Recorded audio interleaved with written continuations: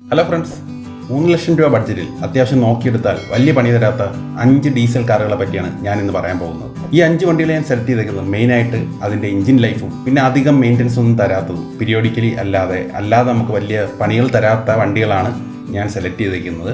അതിൽ തന്നെ ഞാൻ ആ ലിസ്റ്റിൽ 3 ലക്ഷം രൂപയ്ക്കകത്ത് വരുന്ന ഡീസൽ കാറുകളുടെ ലിസ്റ്റിലുള്ള ഫിഗോ, മൈക്ര, പോളോ ഇങ്ങനെ കുറച്ച് വണ്ടികളുണ്ട്. അത് ഞാൻ തൽക്കാലം ഉൾപ്പെടുത്തിയിട്ടില്ല. അത് ഇഷ്ടമുള്ളവർ കറക്റ്റായിട്ട് അത് നോക്കി നല്ലൊരു വണ്ടി നോക്കി എടുക്കുക. പിന്നെ ഞാൻ ഈ 3 ലക്ഷം രൂപ ക്രൈറ്റീരിയ പറയുന്നത് പറഞ്ഞു കഴിഞ്ഞാൽ ഒരു 2.5-3 ലക്ഷം രൂപയ്ക്ക് അകത്ത് നല്ല വണ്ടികൾ കിട്ടുന്നത് എങ്ങനെയെന്ന് ഞാൻ പറയുന്ന ക്രൈറ്റീരിയ എന്ന് പറയുന്നത് ഒരു 1 ലക്ഷം അല്ലെങ്കിൽ 90,000 കിലോമീറ്ററിന് അകത്തോടിയ വണ്ടികൾ, സിംഗിൾ ഓണർ വണ്ടികൾ, അത്യാവശ്യം നല്ലപോലെ മെയിൻറ്റെയിൻ ചെയ്തത്, പിന്നെ ഈ ബേസ് മോഡൽ അല്ലാത്ത VDI മോഡൽ അല്ലെങ്കിൽ മാഗ്ന മോഡൽ തൊട്ടുള്ള വണ്ടികളാണ് ഞാൻ ഈ വിലയ്ക്കകത്ത് കാൽക്കുലേറ്റ് ചെയ്ത് വെച്ചേക്കുന്നത്. പിന്നെ ഇപ്പോൾ കൊറോണ കാലമായതുകൊണ്ട് യൂസ്ഡ് വണ്ടിക്ക് അത്യാവശ്യം മാർക്കറ്റ് കൂടിയിട്ടുണ്ട്. കാരണം വെച്ചാൽ ആൾക്കാർ ഈ പബ്ലിക് ട്രാൻസ്പോർട്ടേഷൻ ഒഴിവാക്കാൻ വേണ്ടി ഒരു കൊച്ചു കാർ മേടിക്കാം എന്നുള്ള ചിന്തയിലാണ് ഇപ്പോൾ പലരും. അപ്പോൾ അതുകൊണ്ട് ഞാൻ പറയുന്ന വിലയിൽ നിന്നും ഒരു മാക്സിമം ഒരു 15,000 രൂപ ചിലപ്പോൾ അധികം ആയാലും, ഇപ്പം 3 ലക്ഷത്തിൻ്റെ ഒരു വണ്ടിയാണ് 3.15 ആയാലും നമുക്ക് നല്ല വണ്ടിയാണെങ്കിൽ അത്യാവശ്യം എടുക്കുന്നതിൽ തെറ്റില്ല. കാരണം പിന്നെ ഈ പറഞ്ഞ വണ്ടികളുടെ എല്ലാം കിലോമീറ്റർ കൂടുന്നതനുസരിച്ച് വില കുറയും, മോഡൽ കുറയുന്നതനുസരിച്ച് വില കുറയും. അതൊക്കെ നിങ്ങൾ ഈ ഒരു വീഡിയോ കണ്ടിട്ട് അത് ജഡ്ജ് ചെയ്ത് കറക്റ്റായിട്ട് നിങ്ങൾ തീരുമാനിച്ച് വണ്ടി എടുക്കുക. ആദ്യത്തെ വണ്ടി എന്ന് പറയുന്നത് ടൊയോട്ടയുടെ ലിവ അല്ലെങ്കിൽ എത്തിയോസ്. ഈ 2 വണ്ടികളും നിങ്ങൾക്ക് ഈ വിലയ്ക്കകത്ത് കിട്ടും. ഒരു 2011-12 മോഡൽ കിട്ടാനാണ് ചാൻസ്. പിന്നെ ആ ഒരു ടൊയോട്ടയുടെ എന്ന് പറയുന്ന ഒരു ഏറ്റവും കൂടുതൽ ഇന്ത്യയിൽ റീസെയിൽ വാല്യുള്ള വണ്ടിയാണ് ടൊയോട്ട. മെയിനായിട്ട് അവരുടെ അട്രാക്ഷൻ എന്ന് പറഞ്ഞാൽ എഞ്ചിൻ്റെ ലൈഫ് തന്നെയാണ്.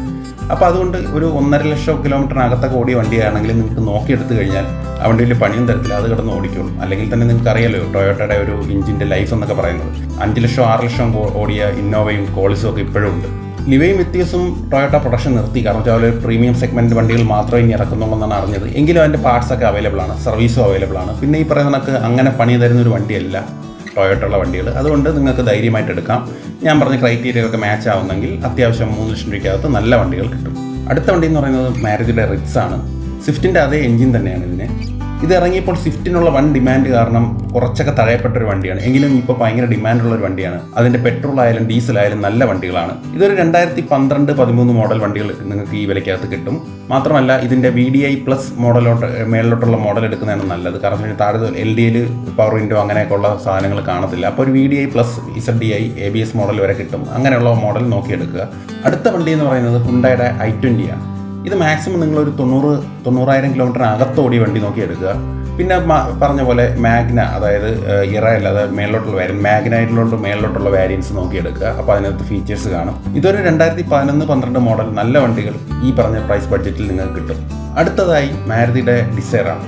3 ലക്ഷം രൂപയ്ക്കകത്ത് ഡീസൽ സെഡാൻ, നല്ല ഡീസൽ സെഡാൻ നോക്കുന്നവർക്ക് അത്യാവശ്യം കൺസിഡർ ചെയ്യാവുന്ന ഒരു ചോയ്സാണ് ഡിസൈർ. ഇതൊരു 2012-13 മോഡൽ നിങ്ങൾക്ക് കിട്ടും. ഞാൻ നേരത്തെ പറഞ്ഞ പോലെ LDIയുടെ മേളിലോട്ട് VDI ZDI ആ ഓപ്ഷൻസ് നോക്കുന്നതാണ് കുറച്ചുകൂടെ നല്ലത്. അടുത്ത വണ്ടി എന്ന് പറഞ്ഞാൽ നമ്മുടെ മാരുതിയുടെ സ്വിഫ്റ്റ് ആണ്. ഇത് 2010 അല്ലെങ്കിൽ 11 മോഡൽ നിങ്ങൾക്ക് കിട്ടും. 10 വരെ ഒരു ഫസ്റ്റ് ജനറേഷനാണ്, 11 തൊട്ട് സെക്കൻഡ് ജനറേഷൻ. അപ്പോൾ 11-ന് കുറച്ചുകൂടെ വില കൂടുതലാണ്. എന്നിരുന്നാലും നല്ലൊരു വണ്ടി ഒരു മാക്സിമം 3.15, 3.20 നല്ല വണ്ടികൾ നിങ്ങൾക്ക് സ്വിഫ്റ്റ് ഡീസൽ നിങ്ങൾക്ക് കിട്ടും. അപ്പോൾ ഫ്രണ്ട്സ്, എല്ലാവർക്കും വീഡിയോ ഇഷ്ടപ്പെട്ടെന്ന് വിശ്വസിക്കുന്നു. ഇതുവരെ ചാനൽ സബ്സ്ക്രൈബ് ചെയ്യാത്തവരുണ്ടെങ്കിൽ ഇപ്പോൾ തന്നെ ചെയ്യുക. മാത്രമല്ല നിങ്ങളുടെ അഭിപ്രായങ്ങൾ കമൻറ്റായിട്ട് രേഖപ്പെടുത്തുക. എന്ത് സംശയം ഉണ്ടെങ്കിലും കമൻറ്റ് ഇട്ടാൽ ഞാൻ റിപ്ലൈ തരുന്നതാണ്. അപ്പോൾ വാഹന സംബന്ധമായ മറ്റൊരു വീഡിയോയുമായി വീണ്ടും കാണാം. അതുവരെ ബൈ.